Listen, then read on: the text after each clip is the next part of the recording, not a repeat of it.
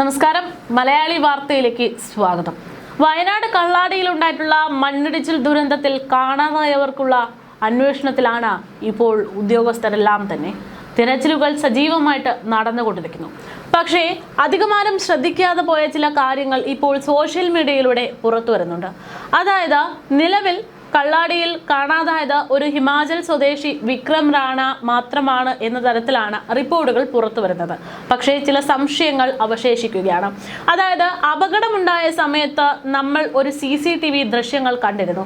അതിൽ ഒരു ഭാര്യയും ഭർത്താവും തലനാരിഴയ്ക്ക് ലോറിക്കടിയിൽ നിന്ന് രക്ഷപ്പെട്ട കാഴ്ചകളും നമ്മൾ കണ്ടു.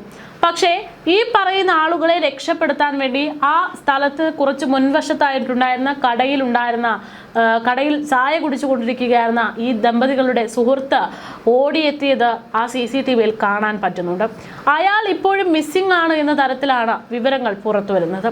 എവിടെയാണ് ആ അവസാന മണിക്കൂറിൽ തൻ്റെ സുഹൃത്തിനൊപ്പം ചായ കുടിച്ചുകൊണ്ടിരിക്കുകയായിരുന്ന അയാൾ ആ ദുരന്തം കണ്ട് സുഹൃത്തിനെ രക്ഷപ്പെടുത്താൻ വേണ്ടി ആ മണ്ണിനിടയിലേക്ക് ഓടി വരുമ്പോൾ പിന്നീട് അയാൾ എങ്ങോട്ട് പോയി എന്നുള്ള ഒരു ചോദ്യം അവശേഷിക്കുകയാണ്.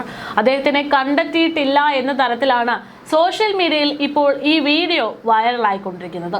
എന്തായാലും ഇത്തരത്തിൽ നിരവധി ആളുകൾ മിസ്സിംഗ് ആവാനുള്ള സാധ്യതകളുണ്ട് എന്നുള്ളതാണ് വ്യക്തമാകുന്നത്.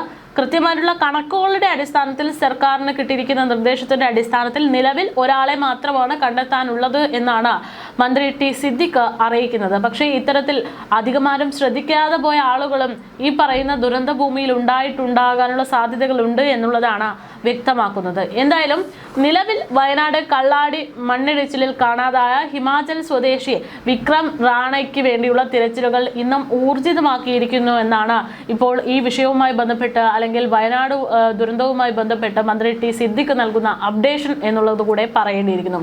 എല്ലാവിധ സംവിധാനങ്ങളോടുമുള്ള 50 അംഗ സംഘമാണ് പലയിടങ്ങളിലായിട്ട് ഇപ്പോൾ അന്വേഷണങ്ങൾ നടത്തിക്കൊണ്ടിരിക്കുന്നത്. മൻകൂന നീക്കം ചെയ്യുകയും പുഴയിൽ വ്യാപക തെരച്ചിൽ നടത്തുകയും ഒക്കെ നടന്നുകൊണ്ടിരിക്കുകയാണ് എന്നാണ് മന്ത്രി അറിയിച്ചിരിക്കുന്നത്. സോൺ 2 ഭാഗത്ത് കൂട്ടിയിട്ടിരിക്കുന്ന മണ്ണ് മുഴുവനായും മാറ്റി പരിശോധന നടത്താനുള്ള നടപടികൾ പുരോഗമിച്ചു കൊണ്ടിരിക്കുകയാണെന്നും അദ്ദേഹം വ്യക്തമാക്കി. ഇന്ന് നടക്കുന്ന പരിശോധനയിൽ കണ്ടെത്താൻ കഴിയുമെന്നാണ് NDRFന്റെയും പ്രാദേശിക ആളുകളുടെയും നിരീക്ഷകരുടെയും ഒക്കെ നിർദ്ദേശം അല്ലെങ്കിൽ അവരുടെയൊക്കെ പ്രതീക്ഷ എന്നാണ് അദ്ദേഹം പറയുന്നത്. ഹിമാചൽ സ്വദേശിക്കായിട്ട് കഴിഞ്ഞ ദിവസം പുഴയുടെ മേൽത്തട്ടിൽ പരിശോധനകൾ നടത്തിയിരുന്നു. മുകളിലെ വെള്ളവും മണ്ണും വൻതോതിൽ താഴേക്ക് പതിച്ചിട്ടുണ്ടെന്നാണ് നിലവിൽ വ്യക്തമായിക്കൊണ്ടിരിക്കുന്നത്. നിലവിൽ വെള്ളം കലങ്ങിയ നിലയിലാണ് ഉള്ളത്. അതുകൊണ്ട് തന്നെ താഴെ തട്ടിൽ പരിശോധന നടത്തുന്നതിനായി മുകളിലെ പരിശോധന പൂർണ്ണമായും നിർത്തിവെച്ച് വെള്ളം തെളിഞ്ഞതാക്കാൻ ശ്രമിക്കുന്നുണ്ട്. ശേഷം താഴെ തട്ടിൽ പരിശോധന നടത്തുന്നതായിരിക്കുമെന്നാണ് അറിയിച്ചിരിക്കുന്നത്. അടിഭാഗത്തേക്ക് ഒഴുകിപ്പോയ എന്ന് അറിയാൻ പറ്റില്ല, അങ്ങനെ ഒരു സംശയമുണ്ട് എന്നും.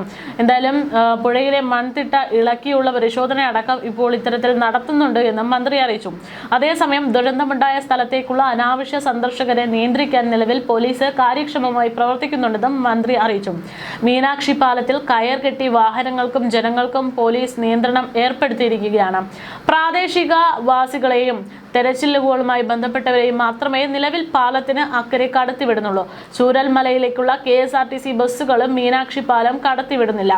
ബസ്സിലെത്തുന്നവരെ താഞ്ഞിലോട് മുസ്ലിം പള്ളിക്ക് സമീപം ആളെ ഇറക്കിയ ജീപ്പിൽ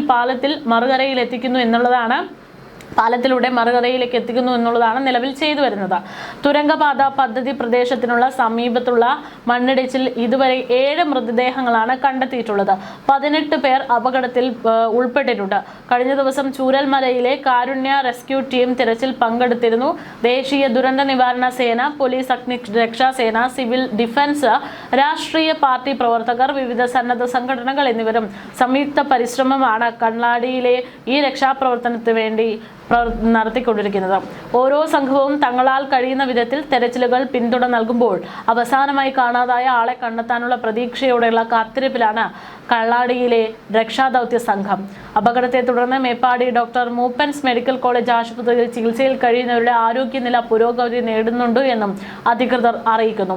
അതേസമയം വയനാട് കള്ളാടി മണ്ണിടിച്ചിലിൽ മരിച്ചവരുടെ ആശ്രിതർക്കും പരിക്കേറ്റവർക്കും സർക്കാർ പ്രഖ്യാപിച്ച നഷ്ടപരിഹാരം ഉടൻ കൈമാറാൻ എന്നുള്ള നിർദ്ദേശമാണ് ആവശ്യമാണ് ഇപ്പോൾ ഹൈക്കോടതി ഉത്തരവിട്ടിരിക്കുന്നത്. ആശുപത്രിയിലുള്ളവരുടെ ചികിത്സാ ചെലവും കൂട്ടിരിപ്പുകാരുടെ ചെലവും പൂർണ്ണമായും സർക്കാർ വഹിക്കണം. നഷ്ടപരിഹാരമുള്ളവരുടെ തുക കരാർ കമ്പനിയിൽ നിന്ന് ഈടാക്കുമെന്ന് പിന്നീട് പരിഗണിക്കുമെന്നും ജസ്റ്റിസ് ഡോക്ടർ എ ജയശങ്കരൻ നമ്പ്യാരും ജസ്റ്റിസ് AK പ്രീതയും അടങ്ങിയ ഡിവിഷൻ ബെഞ്ച് അറിയിച്ചു. ചൂരൽമല മുണ്ടക്കൈ ഉരുൾപൊട്ടലുമായി ബന്ധപ്പെട്ടുള്ള ഹർജിയോടൊപ്പമാണ് ഹൈക്കോടതി കള്ളാടി മണ്ണിടിച്ചിൽ പരിഗണിച്ചത്. അടുത്ത വെള്ളിയാഴ്ച വീണ്ടും കേസ് പരിഗണിക്കും. ഇപ്പോൾ റിപ്പോർട്ട് നൽകണം.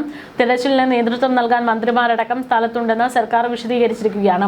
മൺസൂൺ തുടങ്ങിയതേ ഉള്ളൂ എന്നും ദുരന്തം ആവർത്തിക്കാതിരിക്കാൻ നടപടി വേണമെന്നും ഈ സമയത്ത് amicus curiae advocate Ranjith Thampan നിർദ്ദേശിച്ചിട്ടുണ്ട്. അതേസമയം വസ്തുത അറിയാൻ 2 തരത്തിലുള്ള അന്വേഷണങ്ങൾ നടന്നു വരുന്നു എന്നുള്ളതാണ് സൂചന. മണ്ണിടിച്ചിലിനെ തുടർന്നുള്ള നടപടികൾ വിശദീകരിച്ച് ദുരന്ത നിവാരണ വകുപ്പ് special secretary K. Jeevan Babu report file ചെയ്തിരിക്കുകയാണ്. അപകടത്തിന്റെ സാങ്കേതികതയും നിയമപരമായിട്ടുള്ള വശങ്ങൾ പരിശോധിക്കാൻ ദുരന്ത നിവാരണ വകുപ്പ് സെക്രട്ടറിയുടെ നേതൃത്വത്തിലും പരിസ്ഥിതി അനുമതിയിലെ വ്യവസ്ഥകൾ പാലിച്ചിട്ടുണ്ടോ എന്നുള്ള പരിശോധന നടത്താൻ വേണ്ടി പരിസ്ഥിതി വകുപ്പ് സെക്രട്ടറിയുടെ നേതൃത്വത്തിലും അടക്കമാണ് സ്വതന്ത്ര അന്വേഷണം നടന്നുകൊണ്ടിരിക്കുന്നത്. കനത്ത മഴ കണക്കിലെടുത്ത് ജൂൺ 5 മുതൽ തുരങ്ക നിർമ്മാണം നിർത്തിവെക്കാൻ ജില്ലാ ദുരന്ത നിവാരണ അതോറിറ്റി നിർദ്ദേശം നൽകിയിട്ടുമുണ്ട്. ദുരന്തത്തിന്റെ വ്യാപ്തി കുറയ്ക്കാൻ ഇത് സഹായമാണെന്നാണ് റിപ്പോർട്ടിൽ പറയുന്നത്.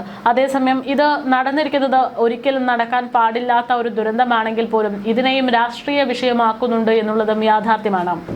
ഇത്തരമൊരു സംഭവം നടന്നപ്പോൾ പിണറായി സർക്കാർ നടത്തിയിട്ടുള്ള ഏറ്റവും വലിയ പരാജയമായിട്ടുള്ള ഒരു പദ്ധതിയാണ് ഇത് എന്ന് ചൂണ്ടിക്കാണിച്ച ഒരു വിഭാഗവും അന്ന് കൃത്യമായിട്ടുള്ള പഠനങ്ങൾ നടത്താതെയാണ് ഇത്തരം ഒരു സംവിധാനങ്ങൾ നടപ്പിലാക്കാൻ തീരുമാനിച്ചത് എന്നുള്ളത് വിമർശനമായിട്ട് മുഖ്യമന്ത്രിയും അടക്കം രംഗത്തുണ്ട്. അതേസമയം ഈ പറയുന്നത് പോലെ രാഷ്ട്രീയ ചായ്വുള്ള ചാനലുകളിൽ വന്ന വാർത്തകളും ഏറെ ശ്രദ്ധേയമാണ്. ഇന്നിപ്പോൾ കൈരളിയിൽ വന്നിരിക്കുന്ന ഒരു വാർത്ത എന്ന് പറയുന്നത് കള്ളാടിയിൽ ഉണ്ടായിട്ടുള്ള മണ്ണിടിച്ചിലിൽ മലക്കം മറിഞ്ഞിരിക്കുകയാണ് പൊതുമരാമത്ത് മന്ത്രി PK ബഷീർ എന്നുള്ള തരത്തിലാണ്. തുരങ്കപാതയുടെ പൂർണ്ണ ഉത്തരവാദിത്തം പൊതുമരാമത്ത് വകുപ്പിനാണെന്ന് ദിവസങ്ങൾക്ക് മുൻപ് നിയമസഭയിൽ പറഞ്ഞ മന്ത്രി ദുരന്തത്തിന് പിന്നാലെ ഡൽഹിയിൽ മാധ്യമങ്ങളോട് പറഞ്ഞത് എല്ലാം കൊങ്കൺ റെയിൽവേയുടെ തലയിലാണ് എന്ന തരത്തിലാണെന്നാണ് കൈരളി റിപ്പോർട്ട് ചെയ്യുന്നത്. ദില്ലിയിൽ മാധ്യമങ്ങളെ കണ്ടപ്പോൾ പൊതുമരാമത്ത് മന്ത്രി PK ബഷീറിനോട് വയനാട് തുരങ്കപാതയിലെ മണ്ണിടിച്ചിലിനെ കുറിച്ച് ചോദിച്ചപ്പോഴുള്ള മറുപടിയെല്ലാം കൊങ്കൺ റെയിൽവേയുടെ കയ്യിലാണെന്നും PWക്ക് അതുമായി ബന്ധമില്ല എന്നുമാണ് പറഞ്ഞിരിക്കുന്നത്.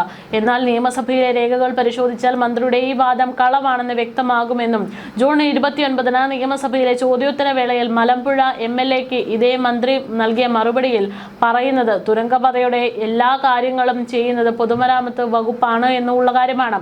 ആനമ്പുഴയിൽ 2 ടണലുകൾ ഒന്നിന്റെ 65 മീറ്റർ തുറന്നു കഴിഞ്ഞു എന്നും ഇപ്പോൾ മണ്ണിടിച്ചിലുണ്ടായിട്ടുള്ള നോർത്ത് പോർട്ടലിൽ ടണൽ നിർമ്മാണത്തിനുള്ള ഒരുക്കങ്ങൾ നടക്കുകയാണെന്നുമാണ് അന്ന് മന്ത്രി വ്യക്തമാക്കിയത്.